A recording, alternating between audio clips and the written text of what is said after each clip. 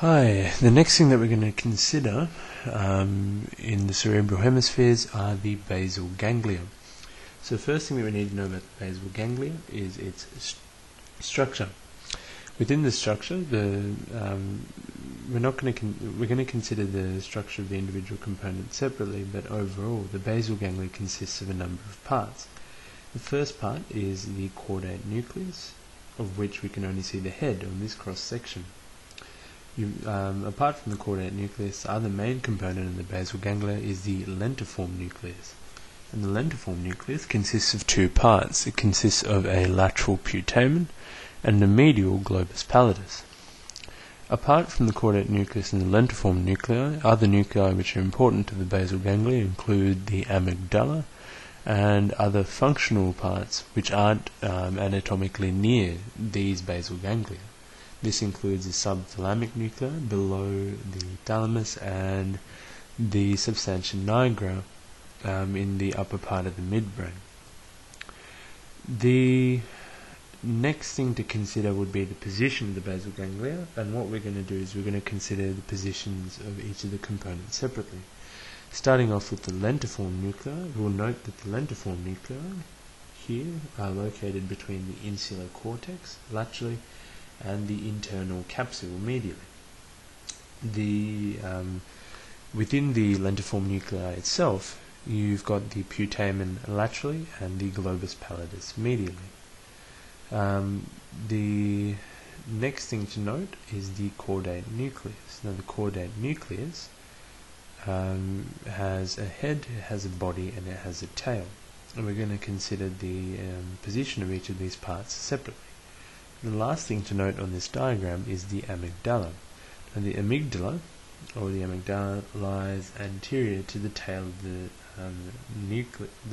caudate nucleus, and it lies within the anterior part of the temporal lobe.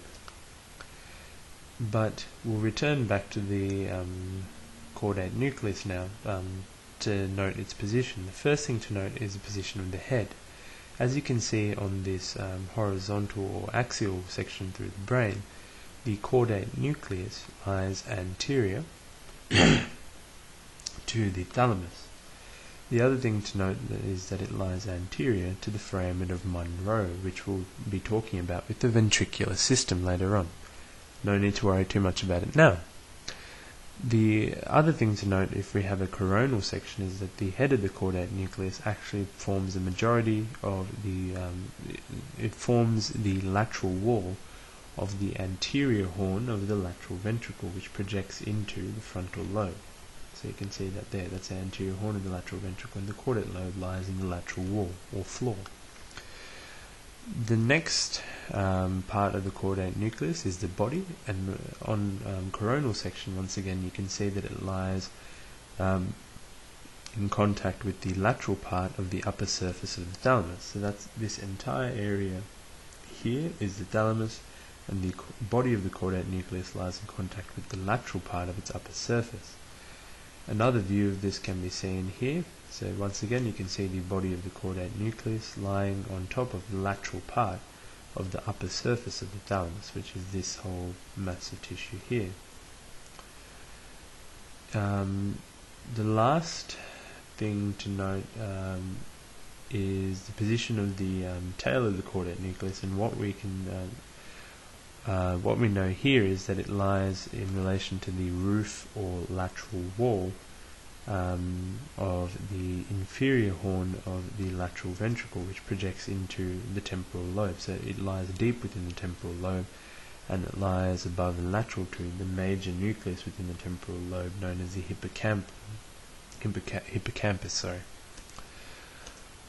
The final thing with the basal ganglia is to consider its function. The important topics that we need to know in regards to function is: number one, the functional parts of the basal ganglia; number two, the overall function of the basal ganglia; then we need to consider the important inputs and outputs of the basal ganglia; and finally we should consider the importance of specific parts of the basal ganglia and the application to clinical situations.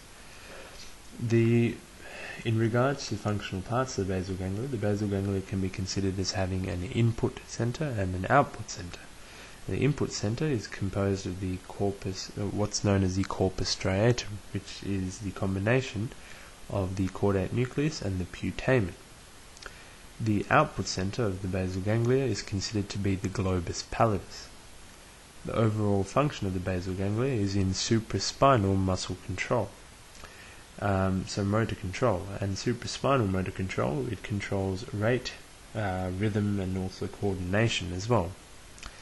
In terms of basal ganglia inputs, its important inputs include cortical inputs, inputs from the thalamus, and also inputs from the substantia nigra of the midbrain. The outputs of the basal ganglia include to the thalamus, to subthalamic nuclei, substantia nigra, which lies in the midbrain, and the reticular formation of the brain stem. In terms of components of the basal ganglia and their importance, the main component that is very important is the substantia nigra, and this is because it is a really important source of dopaminergic pathways which initiate movement, and when the substantia nigra is degenerated, you get Parkinson's disease. Another disease which affects the basal ganglia is Huntington's chorea. Now, Huntington's disease, I've forgotten exactly where it affects in the basal ganglia, but you lose the normal inhibition of motor control, so you get ballistic kind of movements when attempting motor activities.